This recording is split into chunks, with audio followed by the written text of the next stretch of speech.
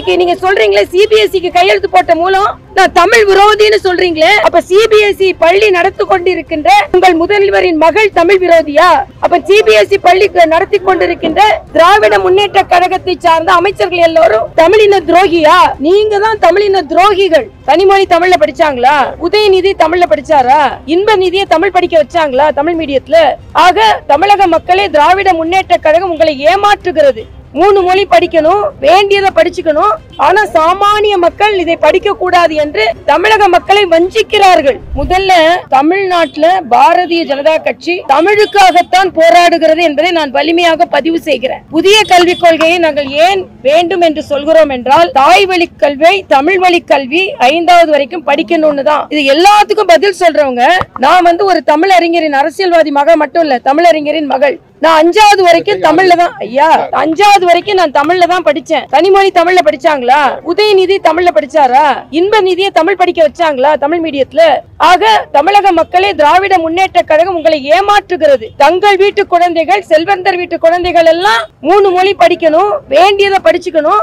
ஆனா சாமானிய மக்கள் இதை படிக்க கூடாது என்று தமிழக மக்களை வஞ்சிக்கிறார்கள். இந்த வஞ்சகத்தன்மையை நாங்கள் நேரடியாக மக்களுக்கு எடுத்து சொல்லுவோம். அதே நேரத்தில் நான் மரியாதைக்குரிய லியோனி அவர்களுக்கு எனது கண்டனத்தை தெரிவிக்கிறேன். தமிழுக்கு நான் எதிரானவள் என்று எதுக்கு தமிழுக்கு எதிரானவள்னா, நான் புதுச்சேரியில அரசாங்க பள்ளிகள் எல்லாமே சிபிஎஸ்இ மாத்தணும்னு கையெழுத்து போட்டேன். தமிழுக்கு எதிரானவர் தமிழிசைன்னு சொல்றாரு. தமிழுக்கு நான் என்னைக்குமே எதிரானவள் கிடையாது. தமிழ் மொழிக்காக உயிரையும் கொடுக்க நான் தயாரா இருக்கிறேன்.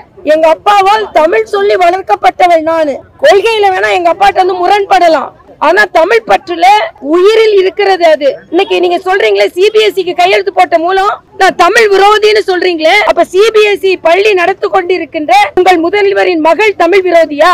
அப்ப சிபிஎஸ்இ பள்ளி நடத்தி கொண்டிருக்கின்ற திராவிட முன்னேற்ற கழகத்தை சார்ந்த அமைச்சர்கள் எல்லாரும் தமிழின துரோகியா?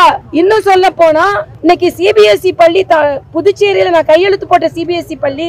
இன்னொன்னு, ஸ்டாலின் அவர்களுக்கு ஒன்றை நான் சொல்லிக் கொள்கிறேன், தகுதியானவர்களை தயவு செய்து நியமனம் செய்யுங்கள். இந்த பாடநூல் நிறுவனத்துக்கு தலைவரா இருந்துட்டு புதுச்சேரியில தமிழ்நாட்டுல இருந்து புத்தகம் வாங்கி கொண்டிருந்தாங்க, இப்ப வாங்கலன்னு சொல்றாரு. அவருக்கே தெரியல இன்னைக்கு வரைக்கும் தமிழ் புத்தகம், புதுச்சேரி தமிழ் புத்தகம். இன்னைக்கு 2ஆம் தேதி பரீட்சை எழுதுற குழந்தைங்க கூட தமிழ்நாட்டுல இருந்தா வாங்குறோம் தமிழ் புத்தகத்தை.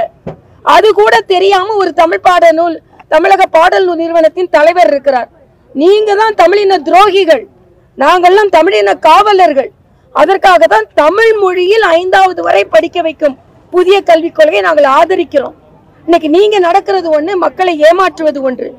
அதனால் இன்னைக்கு 30 லட்சம் பேர் கையெழுத்து போட்டுக்கிறாங்கன்னா சாதாரணமா இல்ல. அதனால தமிழின துரோகிகள் என்று எங்களை சொல்வதை நிறுத்திக் கொள்ள வேண்டும் என்று நான் கேட்டுக்கொள்கிறேன். அதாவது இதுவும் அப்படிதான், சாமானிய மக்களின் இடங்களை எந்தவித ஆவணமும் இல்லாமல் அந்த வாரியம் எடுத்திருக்கிறது. அதையெல்லாம் முறைப்படுத்துவதற்காகத்தான். ஆனா அதுக்கு எதிரான, இது உடனே மதத்திற்கு எதிரானது நீங்க எடுத்துக்கொள்றீங்க.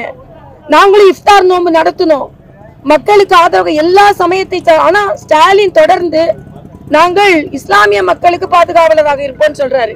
மரியாதைக்குரிய பாரத பிரதமர்கிட்ட நீங்க இஸ்லாமியர்களுக்கு பாதுகாப்பா இருப்பீங்களான்னு கேட்கும்போது, குஜராத் முதல்வர் சொன்னார், நான் ஒட்டுமொத்த குஜராத்தியருக்கும் பாதுகாப்பா இருப்பேன், அதுல இஸ்லாமியர்களும் அடங்கும். ஆனா ஸ்டாலின் பிரித்தாளும் தன்மையை முதல்ல இருந்து கொண்டு வர்றாரு. இன்னைக்கு சட்டமன்றத்துல பேச ஆரம்பிக்கும் போது சமயம் எல்லா சமயத்திற்கும் நாம் சமமானவர்கள் என்று சொல்றாரு. ஏன் அப்போ இந்து மத விழாக்களுக்கு நீங்கள் வாழ்த்து சொல்லவில்லை? நாங்கள் மறுபடியும் கேட்டுக்கொண்டு இருக்கிறோம். ஆக தமிழினத்தை வைத்து, தமிழை வைத்து ஏமாற்றிக் கொண்டிருக்கிறது திராவிட முன்னேற்ற கழக அரசு என்று நான் தெரிவிக்கிறேன்.